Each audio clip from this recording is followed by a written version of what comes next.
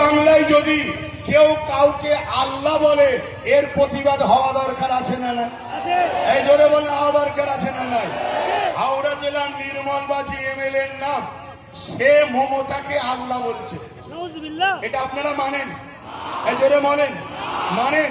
হাত তুলে সাক্ষী দেন মানেন? মানেন? মানেন? মানেন? যখন মানেন না তাহলে দুটো কথা, এর বিষয়ে কি মমতা কোনো মুখ খুলেছে যে ও ভুল বলছে, এই ইসলাম ধর্মের উপর আঘাত দিলি কেন নির্মলবাজি এমন কোনো কথা বলেছে? কিন্তু এর বিরুদ্ধে উলামারা প্রতিবাদ করছে না কেন? এর বিরুদ্ধে কথা হচ্ছে না কেন? এর বিরুদ্ধে লড়াই হবে না কেন?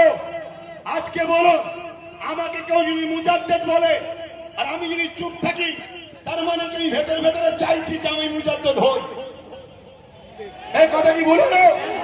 তাহলে ফেরাউন নিজে বলেছিল আল্লাহ, আজকের ফেরাউন গুলো নিজে আল্লাহ দাবি করছে না, লোক দিয়ে বলাচ্ছে বল আল্লাহ বল। সমাজ কেমন ভাবে লাই দেখি, মুসলমান গুলো কিভাবে লাই দেখি, মুসলমানকে যে বিজেপির ভয় দেখিয়ে রেখেছি, এরা বিজেপির ভয়ে নিজের জান বাঁচাবার কথা ভাবে না আল্লাহর জন্য লড়াই নামে, এটা দেখার জন্য কাউকে দিয়ে বলানো হচ্ছে বল আমাকে আল্লাহ।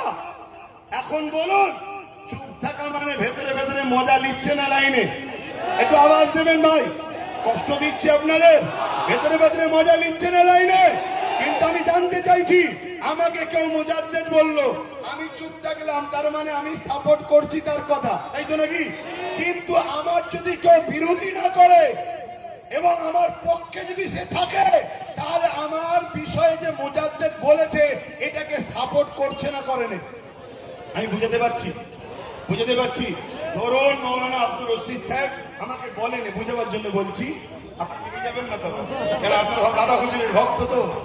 ধরেন আমাকে মুজাদ্দেদ বলেছে, নাউজুবিল্লাহ, বুঝাবার জন্য বলছি, আমি ধরুন চুপ করে রয়ে গেলাম, তার মানে ওর কথাটা আমার বেশ ভালোই লেগেছে, কিন্তু আপনারাও আমার সঙ্গে মিশছেন প্রতিবাদ না করে, আমাকে সাপোর্ট করছেন, তার মানে আপনারাও কি আমাকে মুজাদ্দেদ বলে মানছেন না মানেন? তাই তো মিশছেন, তাই তো বিরোধী করতেন। আজকে কেউ মমতাকে বললো আল্লাহ,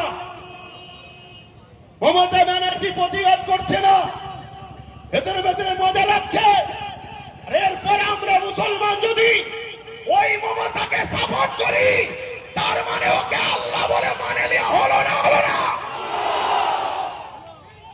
এ মুসলমান কি করে ইমানদার থাকতে পারে? এই কথা বলাতে অনেক মুনাফিক মূল আমাদের গায়ে লেগে গেছে, অনেক মুনাফিক মুসলিম দাবিদার বেঈমান নেতাদের গায়ে লেগে গেছে।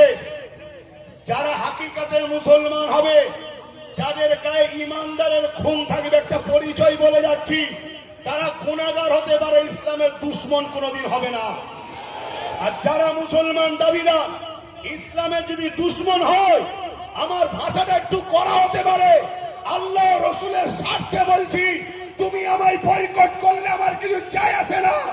যদি মুসলমান দাবিদার আল্লাহ রসুলের দিনের দুশমন হয়, দুশমনদের সঙ্গে দল করে, দুশমনদের ঘরে ক্ষমতায় আনে, দুশমনদেরকে তাকতে আনে, আপনাকে বলতে বাধ্য হচ্ছি শরীয়তের কথা, আপনাকে রাত বলতে বাধ্য হচ্ছি আল্লাহ রসুলের স্বার্থে। সে মুসলিম ঘরে জন্ম নিয়েছে ঠিকই, মাফ করবেন, হয় তার শরীরের রক্তটা কোন অমুসলিমে ঢুকেছে, আর নচেত তার খাদ্যর মধ্যে সম্পূর্ণ হারাম ঢুকায়, তার রক্ত আর হালাল নেই, হারাম হয়ে গেছে। কথা বুঝে আসছে না? না, যত বড়ই পাপী হোক, মুসলমানের খুন কখনো ইসলামের বিরোধী হতে পারে না। গান শুনতে পারে, ফাংশন দেখতে পারে, যাত্রা দেখতে পারে, আরো ইত্যাদি ইত্যাদি জেনার মতো পাপ করলেও করে ফেলতে পারে, কিন্তু ইসলামের দুশ্মনী কখনো মুসলমানের খুন করতে পারে না। হালালি তার বাপ যদি ইমাম মুসলমান হয়, সেই খুন কখনো ইসলামের দুশ্মনী করতে পারে না।